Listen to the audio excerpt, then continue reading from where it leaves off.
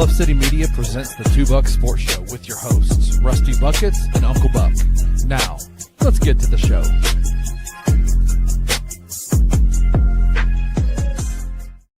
What's up, everybody? Happy Monday. Welcome to the Two Buck Sports Show at 11 a.m. Central Time on Bluff City Media's YouTube page. I am your co-host, Rusty Buckets, checking in from an overcast East Memphis, but happy to be here on a Monday with my guy, Drew Gann, a.k.a. Uncle Buck. Uncle Buck, how's your Monday treating you so far? It is good. It's a little overcast here. They're calling for some rain, which for those of you in North Mississippi and East Tennessee or West Tennessee who have forgotten what that is, it's like little drops of water that magically appear from the sky. I've since forgotten about it. I had to do some research this morning to remind myself what this watery stuff is that's falling from the sky. I was starting to feel like Chicken Little a little bit. Yeah, I hear you. Like, it's so dusty and dry here in East Memphis that, like, anything will help. We didn't get much rain, but we got enough rain, I guess, to kind of dampen the grass a little bit. Hopefully more to come. Yeah, we desperately need some rain here to help with the allergies and all the things that are acting up here in Memphis. I'll be honest with you. I don't think I've mowed my front yard since July 4th. It got some big trees in a small yard, so it doesn't grow very fast anyways, but it's still like 2.5 months away from the last time I mowed my yard. It's pretty significant. I think I need to mow it one more time, and I'll be done for the year. But it's honestly just been too dusty. I was like, let's get it one good rain, soften up the ground a little bit, then I'll mow it, and hopefully I'll be done. Yeah, that's where I'm at. My front yard, backyard are fine. There's a side yard that's got a little bit of just like tall weeds and stuff that I need to knock down. But like, as much allergy issues as I've been having the last couple of weeks, that terrifies me that if I go out and mow, I may not breathe for 6 months, man. Yeah, it's true. It's true. You almost need to set a sprinkler up and then just mow it while it's sprinkling on. While it's sprinkling, exactly. But on Mondays, we tend to waste time when we get started. And so we're not going to waste any more of the good people's time. Before we get to the reason that everybody tunes in on our Monday shows, Drew, and that's our Best in Beef.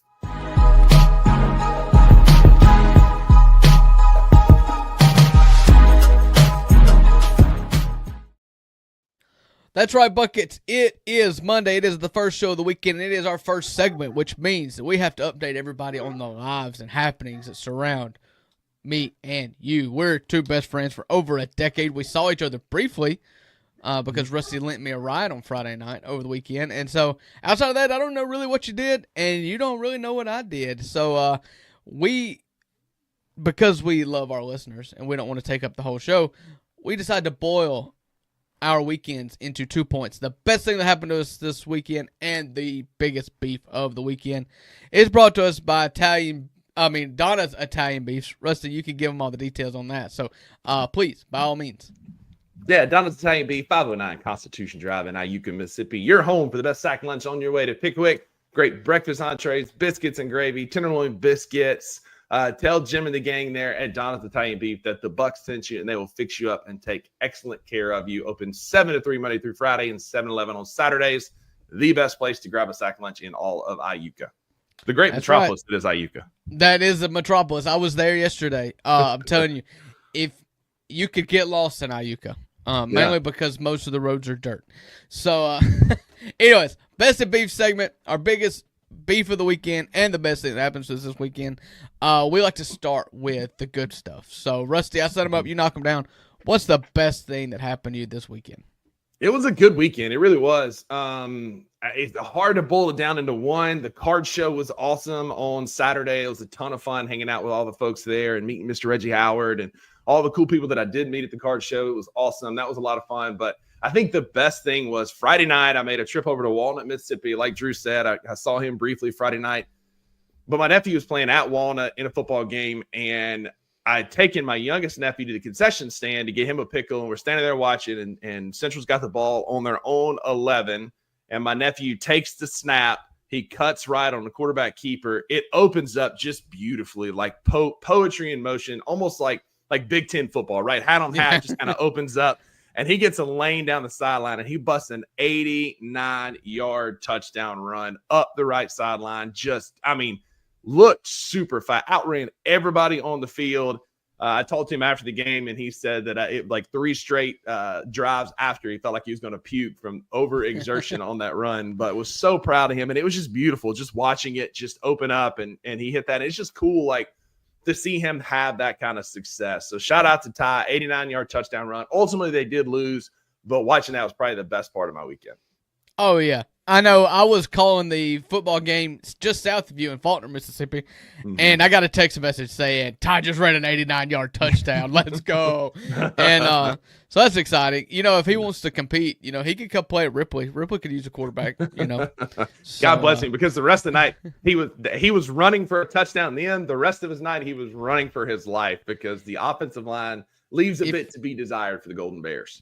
If you think football powerhouse, I want everybody to think in their heads right now. You think football powerhouse. What school do you think of? Okay. Now, think of what could possibly be the opposite. And that's what the Alcorn Central Golden Bears are. And I can say that because I'm an alum. Football has always just been disgusting. I hope that Ty is the reason that this all turns around. And good on him. I'm glad he's having some success. But the buy-in at Alcorn Central High School when it comes to the football team, minimal. Now they're going to have a good basketball and good baseball program. Good baseball teams this year. They got a lot of like upperclassmen, and they will actually be competitive in those. Football ain't it, man. That Walnut Friday night was probably their last shot at a win for the rest of the year. So, and they lost in dramatic fashion. Hate how it went down, but still, it was cool to be in the right position to watch that run open up for Ty. It was awesome. Yeah. So my best thing that happened this weekend, we celebrated my mom's 60th birthday this weekend. It ended up being like an all-weekend affair. It started with me watching all the kids while my mom went on a shopping trip with the women, which were my 2 sisters and my wife. Then we had a big dinner for her house. But my best of the weekend is yesterday we decided to take the whole family to Bay Springs Lake on the boat. And it was the perfect day. Was not too hot. There was plenty of cloud in the sky, so you got a little sun, you got a little shade. And there were no boats on the water except for us. Nice. And so what we do when we don't have a campsite, there's plenty of little sandy spots on the edge of the river on the banks there. So we would roll up there, unloaded coolers and food and chairs and such. And everybody just kind of hangs out there and paddles in the water, plays around. And we just take turns going on the boat. And we just had a great day out there. It was the most fun day we've had on a boat in a long time. My kids are old enough now, Banks being 1.5. I had him on life jacket or some swimmies, and he was just running through the water and falling and was standing up and just drinking tons of lake water all day long. Poor kid. Good for him. He was having the time of his life, but his mama was kind of coming unglued a little bit because she's a germaphobe, and he had a handful of Pringles and took off through the water and just pulled the Pringles through the water and would just stop and take a bite. And just keep trying and just stop and take a bite. And I was like, buddy, eventually I was like, all right, give me these. This is fish food now. And threw them out there. But nothing was slowing him down yesterday. We had a good day. Yesterday. That's awesome. Good for y'all, man. Nothing, a little lake water. Hey, a little lake water ain't going to hurt nobody. We both grew up drinking a little lake water here and there, and we turned out moderately okay. Oh, I told my mom, I was like, he's going to have the best immune system of all of us. Because my wife is so scared of germs. Our kids just wash their hands all the time. And I'm just like, listen, you're just hurting yourself. Build that immune system up when they're young. Let them drink some lake water. That's it. It's good. Like Dwight Schrute says, the most coddled thing in America is the American immune system. And that's just true. Where we are. Like you just got to get some germs in your life, man. All right. So what's your biggest beef? I like the one beef I had over the weekend, which was a good weekend, was that I was never anywhere more than just like a couple hours from like Friday until now. Like on Friday, I was out cold calling, doing some stuff, and then running some errands. And then I went to Walnut, and then I drove back, and then I went to the card show Saturday morning, and then I came back, and then we went to Jackson for Maggie's dad's birthday. Then we came back, and then I was at Maggie's for a few hours, and I was here for a few hours. I was back over there for a few hours. And I'm back over here for a few, and it was just like, I'm never anywhere more than just a few hours. Yeah. And it's just, excuse me, it's just, I'm unsettled. I didn't feel like I could sit anywhere and just kind of relax. It was a good weekend. a fun weekend. Yesterday was pretty low key, but I never really just had that moment this weekend where I could just go, and I just could be somewhere, right? Because it was just constantly go, go, go, go, go. And so hopefully over the next few days, I can get that kind of settled a bit more, but not being settled for more than a few hours anywhere was tough over the weekend. Oh, I get that 100%. I get that 100%. That's actually part of my biggest beef is we went to my mom's on Saturday night, and, you know, we live about 35, 40 minutes away from my mom's, and then when we go to church, it's in the same direction except a little further. And so instead of driving back home Saturday night, we decided we'd just stay the night at my mom's house, and that's typically right up my mom's alley anyways. All the grandkids were going to stay there and whatnot. But we just kind of, because of other situations, and we kind of got demoted. We had a mattress, you know, but it was on the floor, and it was comfortable enough, you know, like I'm not complaining about sleeping arrangements, but my wife did not sleep at all. And she's pregnant, you know, she's having to be up and down a lot, going to the bathroom. She just couldn't get comfortable. And so we just did not sleep well Saturday night at all. And it bled into Sunday morning where she was kind of feeling a little rough. And anyways, all that's well that ends well. And it ended well with a day on the lake. It didn't linger too long. But I tell you, when my head hit the pillow in my own bed last night, buddy, let me tell you what, I slept like a freaking rock. My wife shook me this morning when it was time to wake up, and I was like, what day is it? and it was good sleep. So, yeah, all that's well that ends well. I can't complain too much. Good weekend. I hear you. Yeah, I went to bed last night. I think I laid down at like 8:30. And I did not get out of my bed this morning until like 6:30. It was much needed. I was just like, again, like I just went. I was nowhere more than just a few hours over the weekend. And so it was really nice to like settle in and get some real sleep. And definitely, you know how hard I slept? I put on the Sunday night football game and I was watching the end of it in bed. I had the remote just kind of laying beside me. I woke up this morning laying on the remote. And it didn't even bother me all night long. I was like, what am I laying on? It's like, oh, that's a freaking remote. I was like, did not even faze me all night long.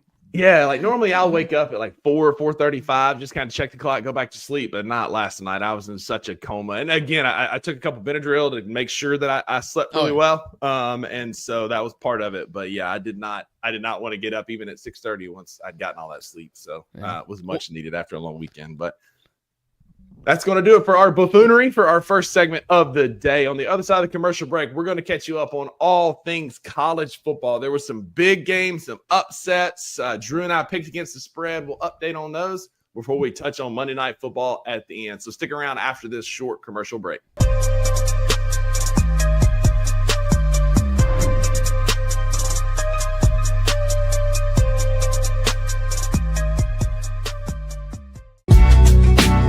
In the heart of the Highland Strip for 27 years, Trilogy Tattoo has helped tell stories for Memphians for generations. Located at 530 South Highland, Richie and his team are waiting to help you tell yours. From tattoos to piercings, your body art should be as unique as you are. Voted a Memphis Flyer top 3 tattoo shop in the city of Memphis since day one. Your story will be safe here at Trilogy Tattoo. Open 7 days a week, Monday through Saturday, 11 to 11, and 3 to 11 on Sundays. They have convenient times waiting on you. Let Trilogy Tattoo help you tell your story.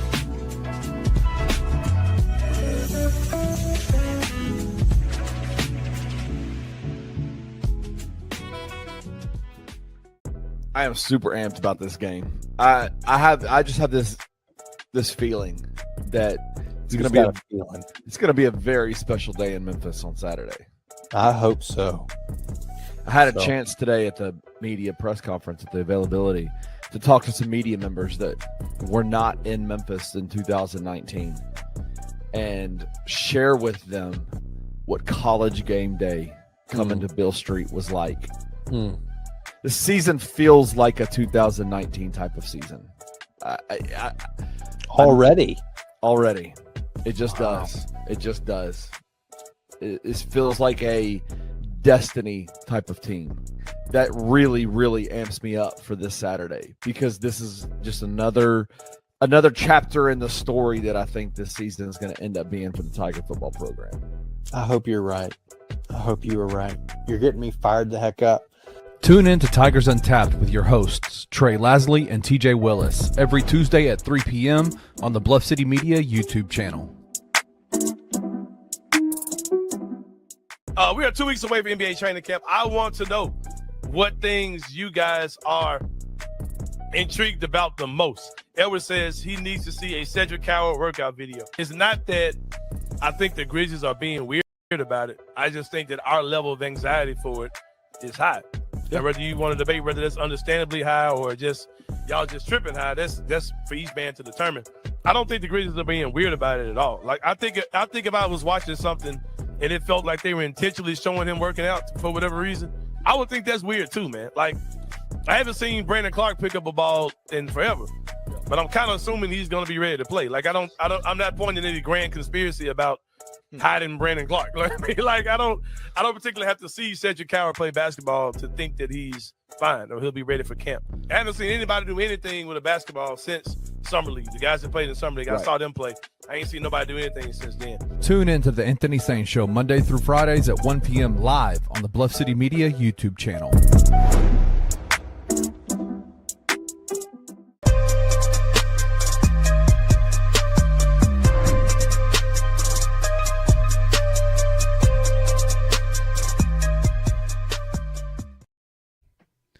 Welcome back to the Monday edition of the 2 Buck Sports Show. I'm Uncle Buck. I'm joined with Buckets here.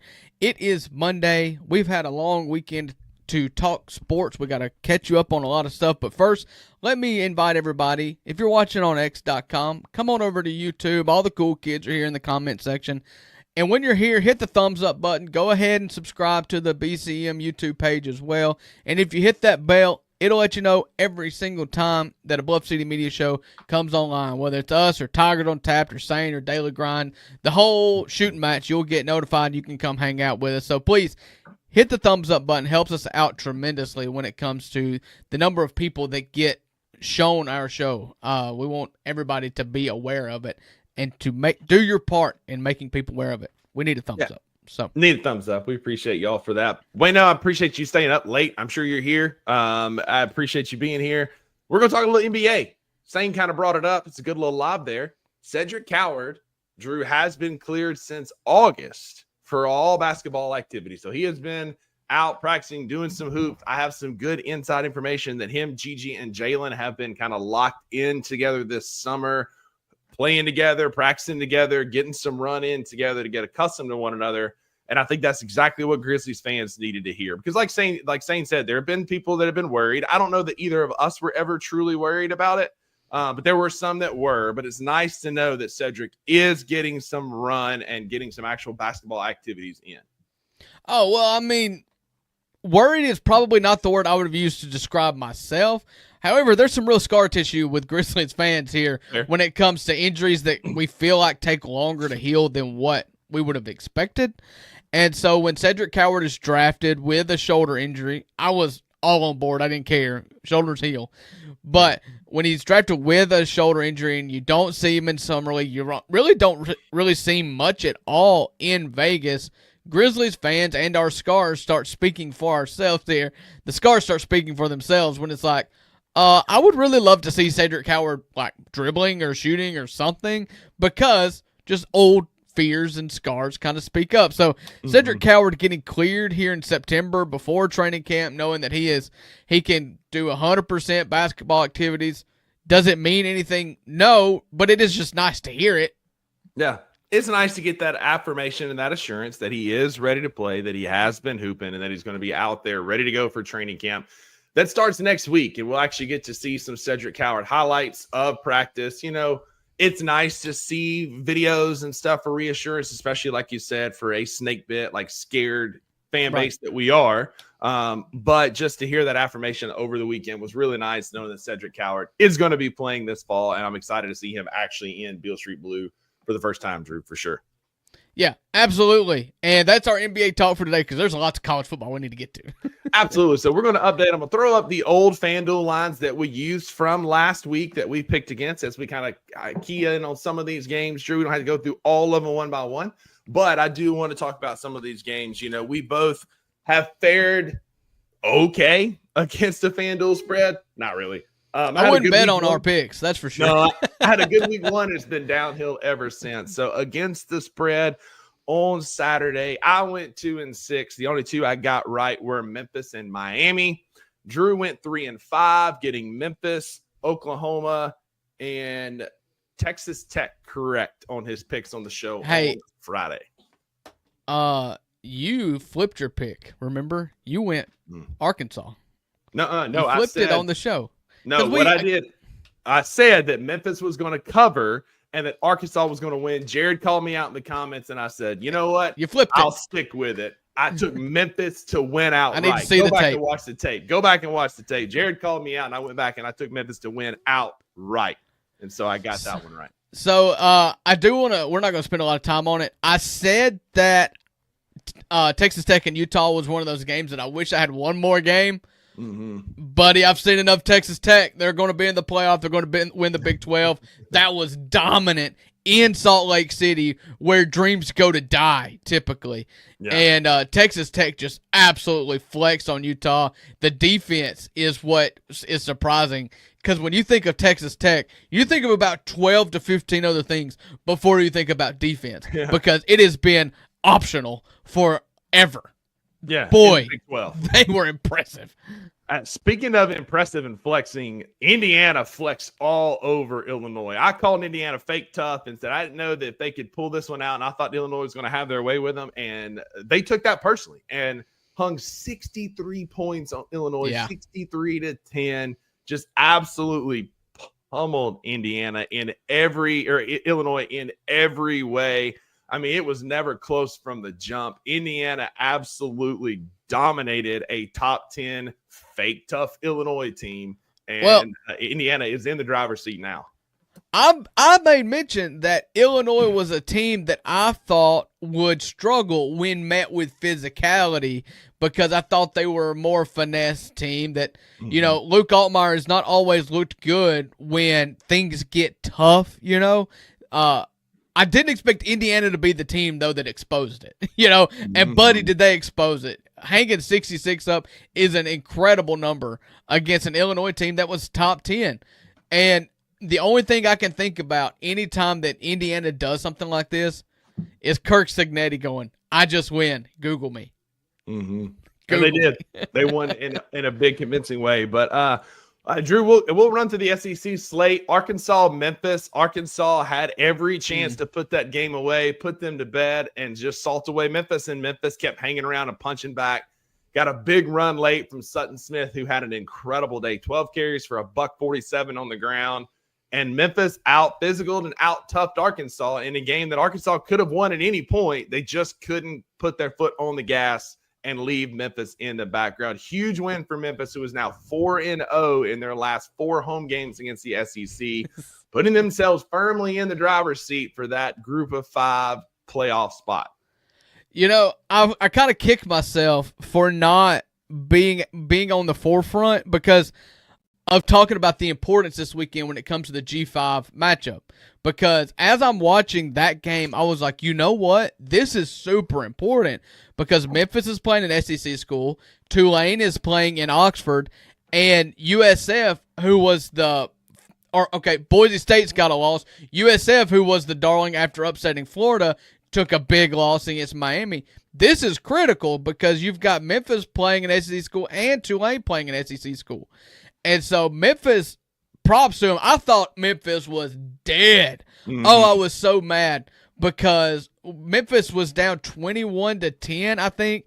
They finally make Arkansas punt, and the first thing that they do, and it's part of the stat line you did not mention, Rusty, was Sutton Smith also threw an interception on just a bizarre. You force them to punt, and then you threw a wide receiver, running back, whatever pass that was just doomed, and you gave all the momentum right back to Arkansas. They make it 28-10, and I thought the goose was cooked. At that point, it was over. And then the goose was cooked again in the fourth quarter as Arkansas did what they did to Ole Miss and come back and have a chance to win it. All you've got to do is not fumble the ball, and their running back just gets the ball knocked out as he's hitting the ground. Just brutal for Arkansas fans. One of my dearest friends is an Arkansas guy, and the only thing I could think to say in the moment as I'm watching this was I just text him in all caps, "You did it again. You did it again. You did it again." Josh Pate said on Twitter, if you think you're a cursed fan base, look at Arkansas, because that is just time and time again. They do it to themselves in football, basketball, baseball. It doesn't matter. But Arkansas, I disagree. Sidebar real quick on awesome play calls. Speaking of like Memphis trying the pass and it going so poorly. Did you see Purdue run the halfback dive to quarterback pass against Notre Dame? Yes. Diabolical This is thrown out, but it was amazing. This is something that PFT commenter from Pardon My Take has been on for years, and I've just kind of always been watching out for it because he's got a very loud voice. The second pitch has never been exploited. It would open up everything to just use the second pitch, with the hook and ladder. Why do we not look to pitch again? You can scheme it up. It doesn't have to be pitchy woo-woo, when you're trying to do the Cal versus Stanford at the end of a game. Like, you can employ that throughout the game with designed second pitches. Like, why do we not do this? Yeah. But that was something I've never seen. The dive, the handoff to the triple option pitch to the listen. Who's the coach there now? Barry Odom? I think so. He's at Purdue? Mm-hmm. Buddy. Whoever that OC is, I want to see more. I want to see more of it. Wide open. Quarterback wide open on the sideline for the touchdown. Just incredible play call. But, yeah, Memphis getting the big win and taking control of the group of 5. Oklahoma defense flexed against Auburn like you said they would. I thought Auburn was going to cover, and for a while they were. Oklahoma kind of pulled away late with that one, winning 24-17 by a touchdown to cover the 6.5. But did you know, out of the 136 Division I teams, there is one defense that has not forced a turnover all year long? You know what defense that is? Auburn. Oklahoma. Oklahoma is not. They haven't needed it. They're -6 on the turnover battle, the difference this year, but they are now 4-0 after taking control of that game late. Mateer was good. Jackson Arnold wasn't bad. 220 yards and a touchdown through the air. But Oklahoma did get 9 sacks on Jackson Arnold, not allowing him to get fully comfortable, and won that game in the end. Yeah. Auburn kind of got hosed in this game. A blatant missed pass interference call when it mattered the most on Cam Coleman. Then you also had it was the just SEC statement that came out about the right there in the touchdown of the second quarter. Like, it was just a game of debacles for sure. Yeah. So go watch when you're finished the show. Don't stop it. But when you finish, go search SEC shorts. They don't miss, and today's SEC short for the week was absolutely incredible. They introduced the SEC graveyard, in which they open up and you see an old PC with BCS written on it, and Colonel Rebel that is just like dusty. It's just been there it's on a farm. So it's great. But they mention the SEC refs. They show up and they're like, "Oh, they don't live here. They just come to hide out in between games." And it was referring to the Auburn and Oklahoma game. Yeah. But yeah, that was a game. I'm glad I won it. It's kind of planned out the way that I thought it was, a lower scoring game. But yeah, they did. I got some help from some officials. That's for sure. Yeah, I mean, that's for sure. Ain't no doubt about that. But speaking of help from officials, Tulane could have used some help from the officials because they got beat to sleep by Ole Miss over the weekend. My goodness. Yeah, I'm not going to spend a lot of time on it. I think the big story is kind of what you do at quarterback now. Mm-hmm. But to talk about the game for a minute, I was a little nervous about Tulane. Tulane's a really good G5 school. Mm-hmm. Ole Miss has had some wars with Tulane, including a couple years ago when Ole Miss won 11 games. They had to go to Yulman Stadium in New Orleans and had a war on them. Mm-hmm. And so that fear came into the game as an Ole Miss fan. However, when Jake Retzlaff did not complete his first pass until like 10 seconds to go in the second quarter, the fear was gone, buddy. I mean, that Ole Miss just absolutely worked Tulane. It was ugly. They got a score late to make it, 44-10? 45-10, yeah. 45-10. I lost interest in it. Ole Miss flex. The big question is, and I don't know if we'll spend some time on this on a later episode. You just give me a nod, and we will. So I won't touch it much. I'm now ready to talk about it. Trinidad Chambliss had another really good game, efficient game, high rushing numbers, high passing numbers. Just really showed real control of the offense, and he looked really good. Ole Miss host LSU in a top 10-ish matchup. I think Ole Miss actually only went up to 13. So, a top 15 matchup in Oxford, Mississippi. As an Ole Miss fan, this is where you wanted to be. You wanted to make it through your first 4 games unscathed, play LSU undefeated. I wish Austin Simmons was healthy, but Trinidad Chambliss has inserted himself, and I'm ready to have a conversation now. But this conversation is not, this is where I'll tease it. This conversation is not as simple as who's the best quarterback. It's not. It's not anymore.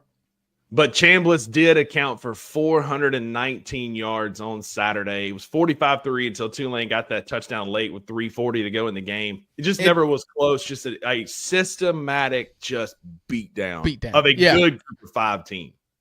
That Tulane defense is not good. Mm-hmm. It's not good. And they were a better matchup for Ole Miss than Arkansas was. Arkansas, big offense, bad defense. Ole Miss just whooped them to sleep. I don't even know what you can take from it, but Trinidad Chambliss was really good. Won't spend a lot of time here either. Michigan went on the road and beat Nebraska. I'm going to quit. I keep giving Nebraska a little bit of credit here and there. Matt Rhule can still go have a good year this year, but they just still have not shown that they can win the big game. Not since Tom Osborne. Michigan goes on the road.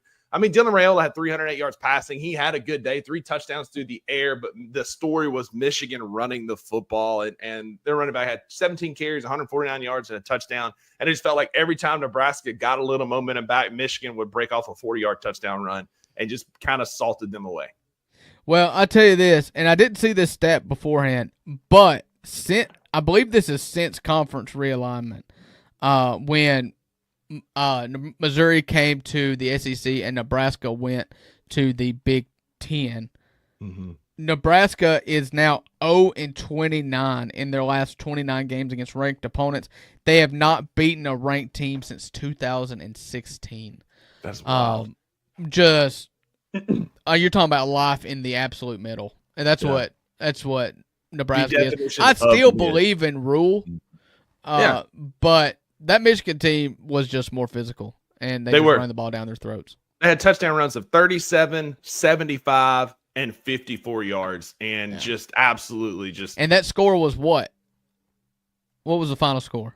30-27. I mean, Nebraska scored so 30 points, and 21 of them were on runs of more than 35 yards. Yeah. So I mean, impressive on the ground. Speaking of impressive, South Carolina punched back in a game where they were, counted out. What? They were dead in the water, but they at least looked somewhat competitive in this game. It was interesting. Missouri is the better team. South Carolina is not good. They looked dead against Vanderbilt, but they kept this one competitive. They were up 17-12 in the third quarter, and then Missouri, they go up 20-18. And then Missouri in the fourth quarter pulls away and wins this one 29-20 at home. Missouri is definitely a team on the rise and a team to watch. South Carolina's leading rusher had 7 yards on the day.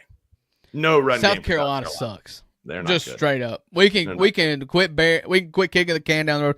South Carolina sucks. the matchup between the two worst SEC teams will happen this week when Kentucky takes on South Carolina. Like I don't care. A team, South Carolina as a team -9 yards rushing on the day. That's sorry. abysmal. And you're telling me that Lenora Sellers is one of the best SEC quarterbacks? Like he's going to go from. This is the reason why off-season stuff doesn't matter. We talked nonstop. You were a big fan of Sellers. I went a different way. I wasn't out on him by any means, but I definitely wasn't hyping him up to the level some people were. I'm sorry. He's supposed to be an athletic quarterback that's a rusher, or that's an aspect of his game. No, pass. Missouri is one of the most physical teams in the SEC. The running back, who I can't ever remember his name. Ahmad Hardy. Ahmad Hardy. You cannot touch him. You cannot tackle him the first time. He's like Cam Scatterbo. Like it takes you 7 hits. You know, how many licks does it take to get to the center of a Tootsie Roll Pop? Yeah. Like, how many licks does it take to get down to Ahmad Hardy? It's at least 7.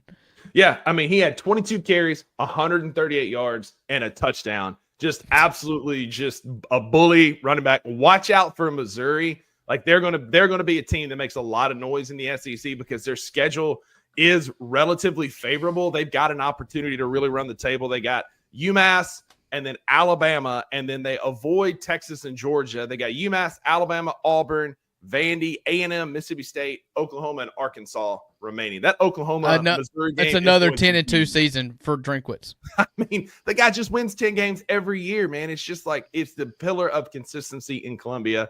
Shout out to Eli Drinkwitz. And so, speaking of buying into preseason hype, Drew, I bought into the preseason hype that was Lenora Sellers.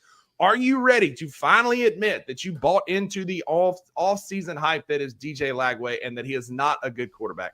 He absolutely abysmal against Miami. A 29.2 QBR, couldn't sustain any drives. They're salting away an incredible defense because Florida's defense was up to the task. But your boy, the generational talent that you and Gabe said was 12 for 23 with 61 yards. Yeah, it is wild that you're still choosing to down. You're talking about Lenora Sellers, who, by the way, he didn't have a great game running. He threw for 308 yards. DJ Lagway hadn't even thrown for 308 yards in the entire season, and yet you're still calling him a generational talent.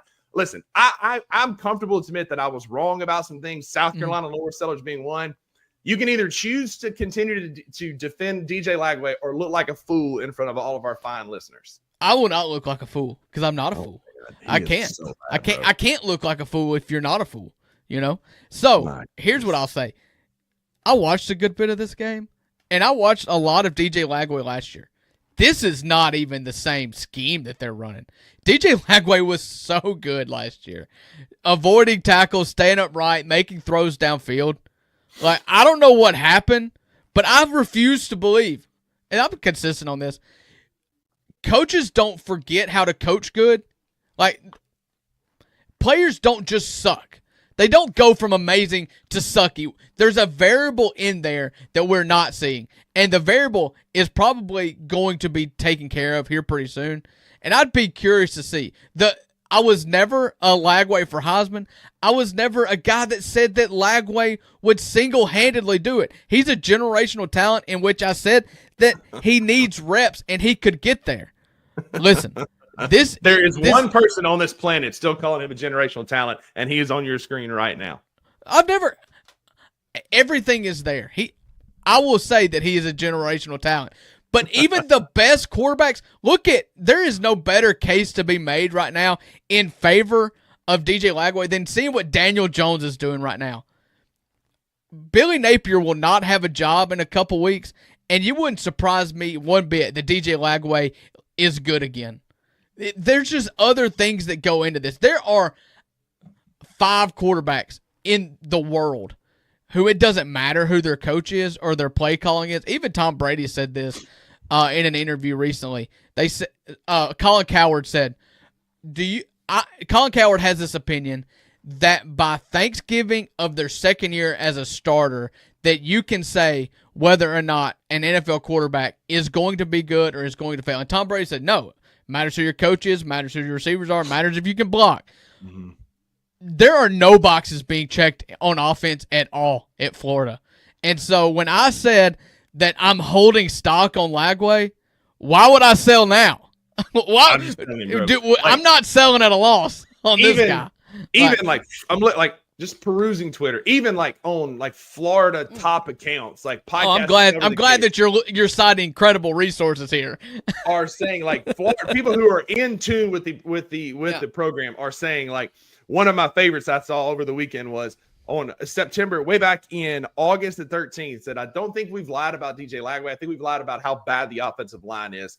That he quote tweets himself and said, actually, we lied about DJ Lagway. He's not good.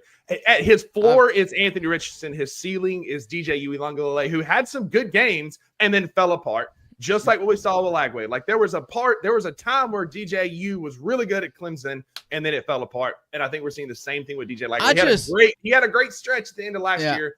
But each game, Drew, he gets worse. He gets worse. You can blame the system. You can blame Billy Napier. He sees ghosts. He makes terrible decisions. Each game he is getting as a quarterback. His reads, I watched a lot of that game too, and he stares a hole in his receivers. You know exactly where the ball's going. It's a lack of confidence. There is an absolute lack of confidence, and that's for sure. I'm just so anti. It takes a lot more. You're really quick to the trigger of saying he sucks. I'm done with him. Bury him. I'm much slower to that. I've been saying this since the summer. I've been consistent saying that DJ Lagway is not as good as somebody says he is. And each and every week I look smart. He makes me look smart, and I appreciate you, DJ Lagway, for doing that. Well, first off, it may sound smart. You'll never look smart. You just don't have a smart face. Okay. It's like you have a face on the radio. That's a known fact. So don't say you look smart. However, I'm going to be so slow to say somebody sucks when you've got evidence. I mean, I watched him single-handedly beat a 10-win Ole Miss team last year, and it wasn't a fluke. It just wasn't. And so Billy Napier sucks. His weapons on the outside suck, and he is seeing ghosts. There is no doubt he is playing poorly, but there is a vast difference in me saying he is playing poorly and I still believe in the future of DJ Lagway, and you saying, stick a fork in him. He's cooked. He's going to be bagging groceries or selling insurance. The recipe That's where you're there. At. He's going to, because he's going to transfer like DJU did and go to Oregon State and not be good. He's going to transfer somewhere else. No, he's not, because what he had a stretch just like DJU did where he was really good, and then now you're seeing the true colors that are DJ Lagway. He sees ghosts. He makes poor decisions. And he tells you exactly where every pass is going. Yeah. We're going to repeat this every Monday for the next however many weeks we got. We don't have to. I mean, we can talk about something else. We can talk about something else because nothing's going to change, in my opinion or your opinion, until Billy Napier is fired. And when he's still throwing for 60 yards after Billy Napier's fired, he won't. I'm still going to be telling you you're wrong. But before we get out of here, as we start to wrap up the show, that was our picks against the spread from this past Friday. Come back this Friday as we pick on the season. I am 11-12 against FanDuel spread, and Uncle Buck is 8-15. Neither of those are playoff records. As you said earlier, you need to fade the Bucks. But before we wrap up the show for today, we got a little bit more football. We do have a Monday night football game to talk about. Drew, tonight we actually get a good tilt between the Lions and the Ravens. Two of the most potent offenses in the NFL are going head-to-head in what could be a matchup for the ages. I'm excited about this tonight. Jared Goff has had a career resurgence. I have him in a fantasy league. I believe you have him in a fantasy league. And guy's just been tearing it up this year. Jared Goff has been really good, but tonight he tore it up for one game. I mean, yeah. The Packers did him dirty in week 1, but he definitely bounced back last week against nobody. Chicago. I don't remember. Against Chicago. Who just beat the Cowboys. Good defense. Detroit heads to Baltimore tonight. 5.5-point home favorite are the Ravens on FanDuel.com.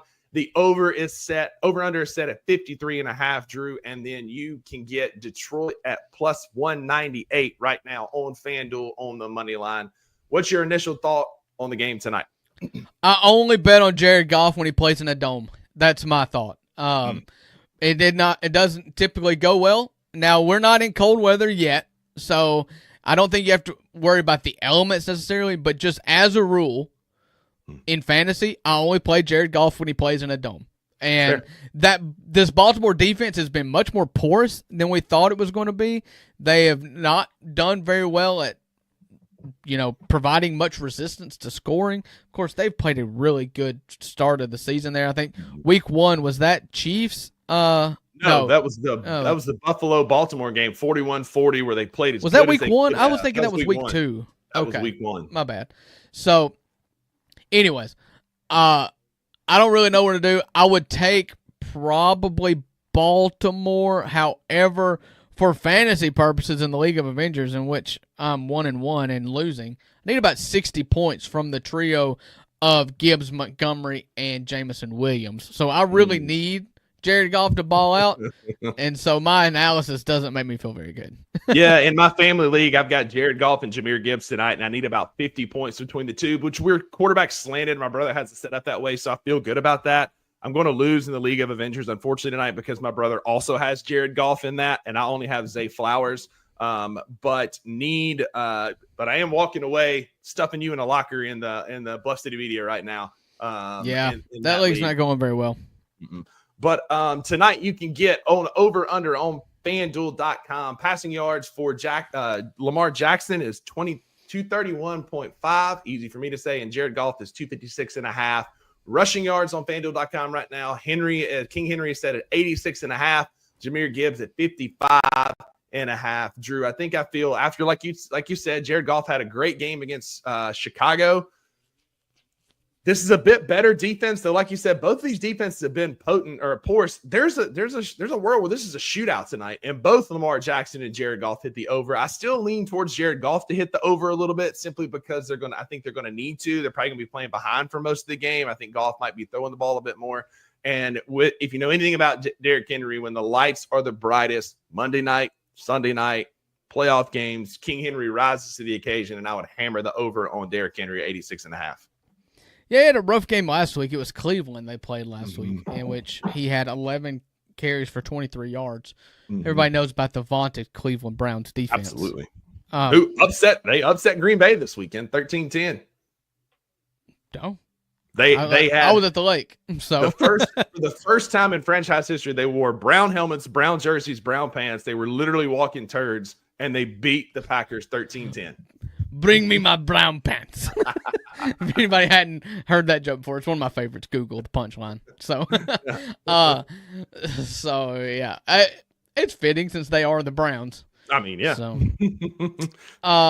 give me Derrick Henry's over. I'd feel foolish if I didn't take it. So. One other of note, popular same game parlay bets. If you want to do a parlay but you don't know what to do, go to FanDuel.com. They throw out popular ones that are being bet on, ones that experts come up with, ones that fans come up with that are being bet on.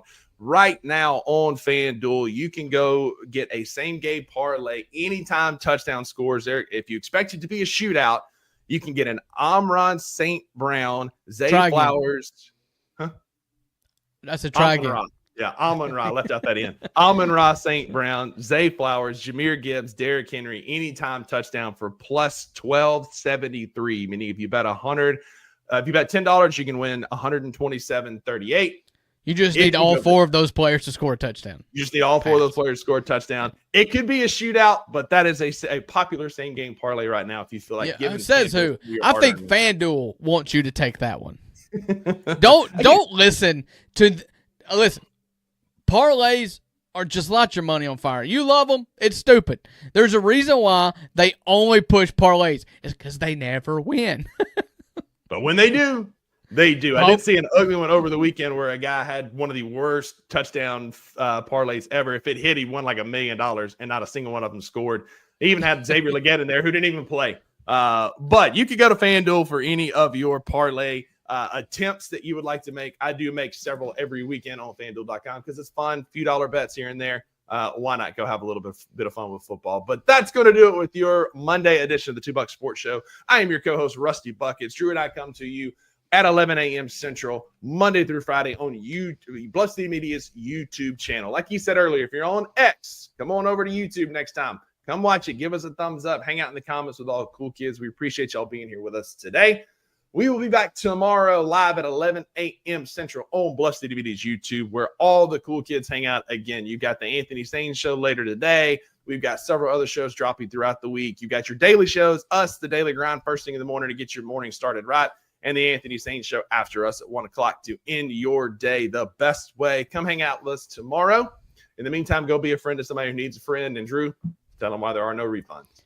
That's right. Because with a $2 sports show, you always get what you pay for. Happy Monday, everybody. We'll see you again tomorrow. Thank you for listening to the $2 Sports Show. If you enjoyed this episode, leave a rating and a review wherever you download your podcasts. Also, like and subscribe to Bluff City Media's YouTube page. We'll see you back here next time.